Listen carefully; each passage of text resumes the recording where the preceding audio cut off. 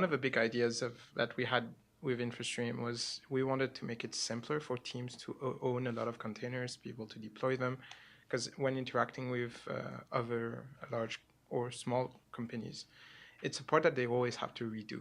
And after doing a few or a bit of digital transformation to help other groups, we noticed that this becomes the hardest part after the development is done, is management of operations.